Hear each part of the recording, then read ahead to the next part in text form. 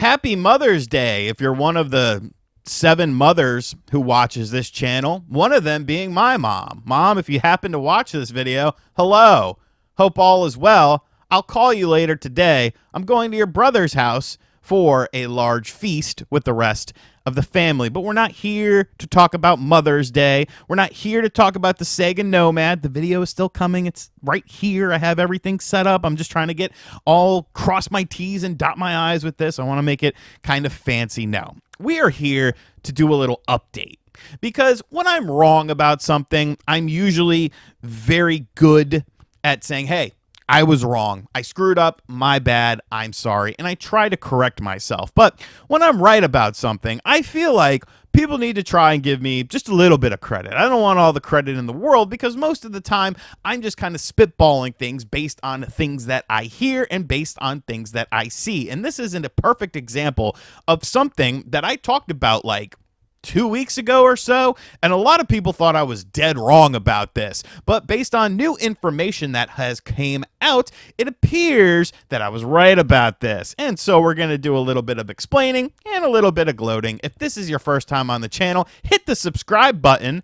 You might as well, if you like people that are right about things from time to time. So obviously we're talking today about the Nintendo Switch 2 software because there has been quite a bit of confusion surrounding all of this stuff due to all of the different formats of software that we have. Of course, we have games like Cyberpunk 2077, where when you buy a physical version of that game, it is the physical version on the cartridge. The entire thing, no need to have a download required. Then, of course, you have other things such as the digital game cards, and that's where things kind of started to get murky for people because of the fact that you have to download the game. This is pretty much just a key that allows you to download the game. Now, as I've gone on record before as saying, I do not hate the digital game cards. I do like the fact that you can sell them or lend them out to someone and it allows them to play the game, thus giving it a bit more of value as far as reselling is concerned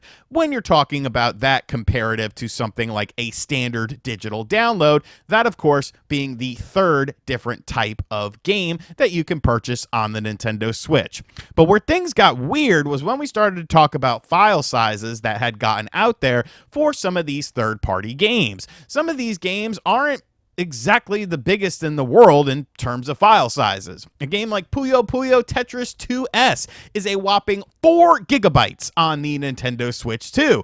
So obviously they would put that on a cartridge, right? Like, why wouldn't they do that when there was so many games that were, games that were smaller? Usually the smaller games ended up on the cartridge for the original Nintendo Switch, but this game was a digital card for the Nintendo Switch 2. So I kind of got, interested in the fact that it seemed like, and based on things that I had heard, it seemed like there was only one cartridge file size for the Switch 2, and that's what everyone had to use, or otherwise use a digital game cartridge or just have a standard download sort of thing. And it seems like that hypothesis was actually correct, even though many people said that it wasn't. So this is coming to us from Necro Felipe, Nintendo. I don't know where I was going with that. Gracias eos vámonos de Arc System Works encontrados apenas 3 tipos de formatos são exhibidos para man, the J gets me because I know it'd be like Jorge. Jogos em proyecto para o Nintendo Switch 2. Or, because I'm not Portuguese, although I did live next to a Portuguese family when I was younger, and they had chickens, and they used to give us eggs. We can actually translate this. Thanks to leaks from Arc System Works, and if you are Portuguese, tell me how I did, because I think I did pretty spot on there. Except if you're Nate, because Nate will say I did bad. Thanks to leaks from Arc System Works, only 3 types of formats have been found to be available for games being planned for the Switch 2. Digital game only, 64 gigabyte cartridge full game, or cartridge with full game, and Potion, code name for key card format. So Digital game only meaning something that is only on the Switch or Switch 2 eShop. The 64 gigabyte cartridge, that of course being something like Cyberpunk or a first party Nintendo Switch 2 game, at least as of right now, that is 64 gigabytes or less, and then put onto the cartridge, and then Potion, which is the code name for key card format, meaning that when I said that what I had heard from people was that there was only a 64 gigabyte cartridge that was available for the Nintendo Switch 2 when it came to physical games, it appears that that is actually the case. And that is the reason why a lot of games that are much smaller than 64 gigabytes, that we know are confirmed to be smaller than that, are indeed skipping the traditional cartridge format and going with the digital key card format, because savings. A 4 gigabyte game on a 64 gigabyte cartridge is a massive waste of space. And if this was something like a Blu-ray, which are pennies on the dollar,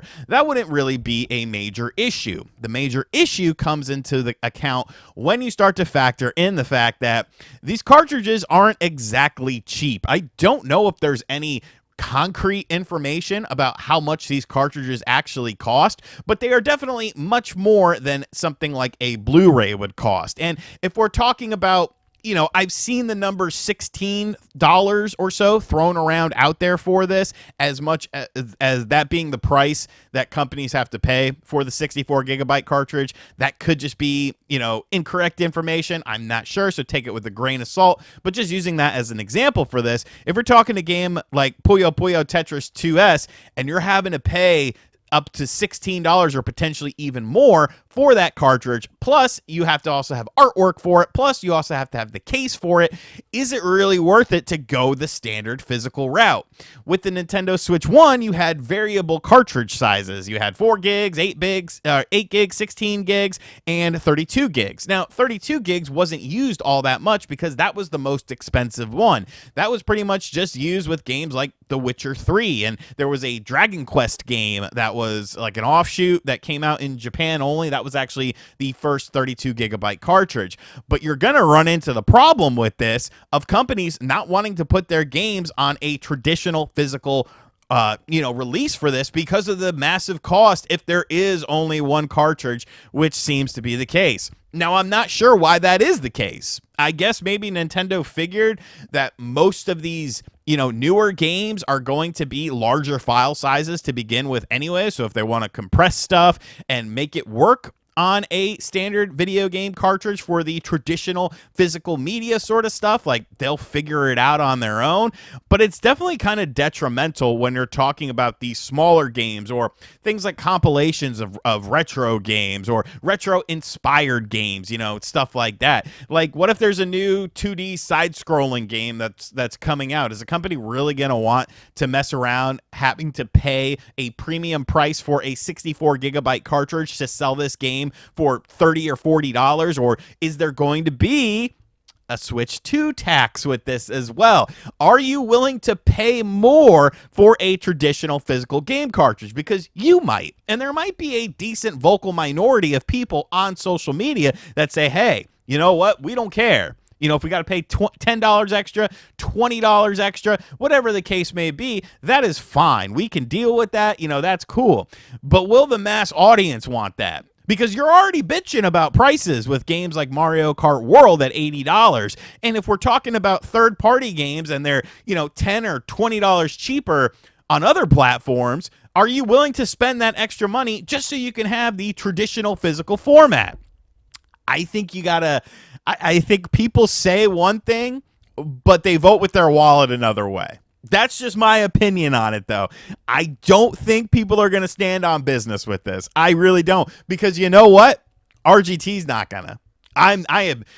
However I can get these games cheaper, that's the method for me. That is the method for me. Physical games are a great thing if you plan on selling them or you plan on getting value for them. I don't plan on that. I sold a large chunk of my physical collection because it was just taking up space, and I would rather, somebody else be able to play it. I'm cool with digital stuff. I've kind of, started to embrace it at some point in time. The convenience factor. Xenoblade Chronicles X Definitive Edition. I bought that digitally, folks. I bought it digitally.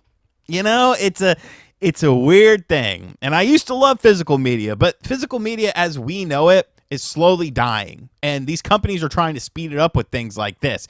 And if I have to pay $20 more to play the same game that I can get for $20 less on another system, or in this sort of instance via a the digital game card instead of the traditional cartridge, sign me up for the savings. Times is tough out here, man. You know, we're trying to eat, we're trying to pay the light bill and stuff like that.